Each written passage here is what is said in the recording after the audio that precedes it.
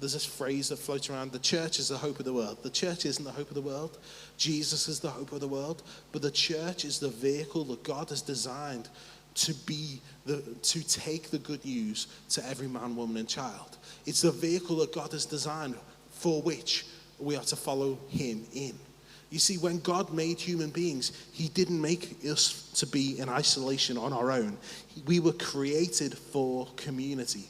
We're created to follow Jesus in the context of community. We're not created to follow him in isolation. Isolation is not good. We saw that during the COVID pandemic, that though isolation was good for lowering infection rates, isolation was terrible for mental health.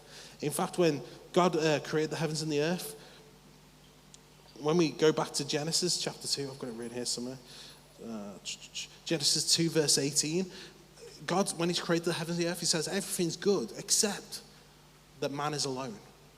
The first thing that God says isn't good is he says it's not good for man to be alone. Now, we often use that to talk about relationships and marriage, but actually the context isn't relationship and marriage.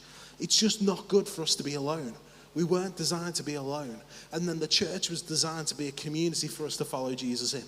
It's really, really important. It's really important. So wherever you are, whether you're in the valley or whether you're on the mountaintop, can I encourage you as strongly as possible to get deeply connected into the church. If this isn't the church for you, or if you're watching online and you don't live in London, find a local church and get well and truly planted in it, because that's the context in which we're designed to follow Jesus in. We're not designed to follow him on our own.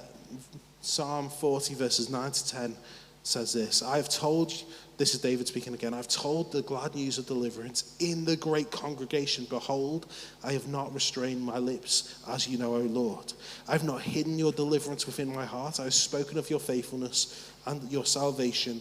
I have not concealed your steadfast love and your faithfulness from the great congregation. You see, David was the king, yet he didn't see, I have to keep my reputation up. I can't be real with the people in the congregation, the church, though it wasn't the church then because this was before Jesus, but he didn't go, I can't be real. He was real. He was authentic. He didn't protect his reputation. He didn't want to keep himself looking good. He was authentic with the people who followed God with him. And we need to be the same. We need to be real. Now, Jesus didn't die so we'd have somewhere to go on a Sunday, guys.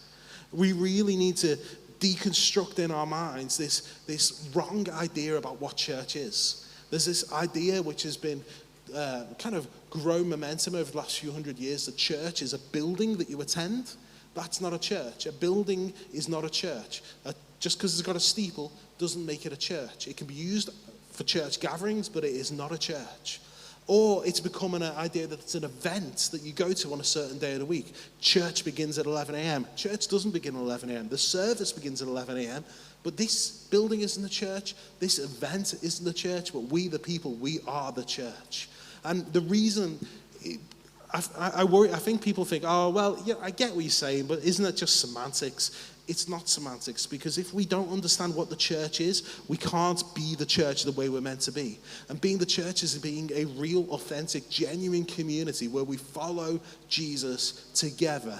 In the countdown video before the service starts, we put the definition of liberty on there, and it says, liberty being living in a state of freedom, and we put the definition of church, which is a community of people who follow Jesus together. That's who we are as a church. We want to be a church that finds freedom together, that follows Jesus together. Community is absolutely key. The thing is, community is hard.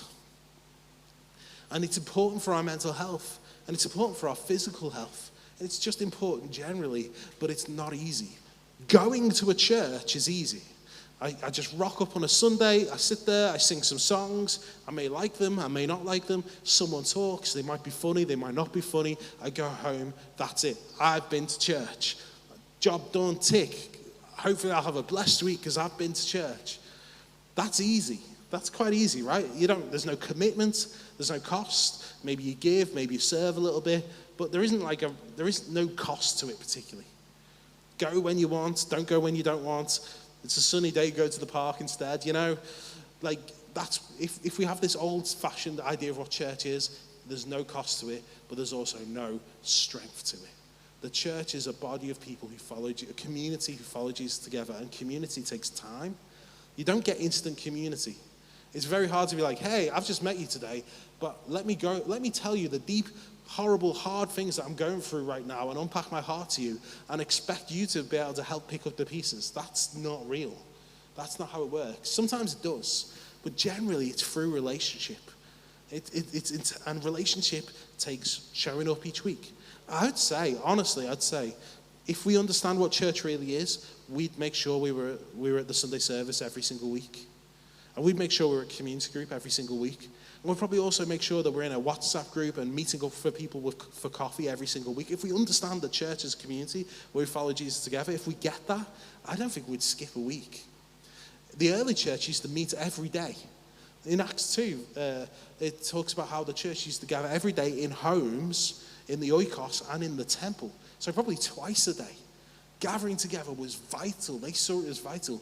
If you go to a country where Christianity is illegal, the people gather there in the church, even though it could cost them their freedom or even their lives, and they do it every day, and they would never skip a day. They wouldn't skip it because they see that this is important. They realize it is vital for following Jesus.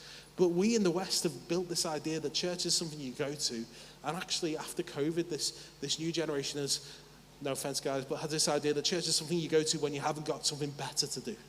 But what I'd say is we need to change that.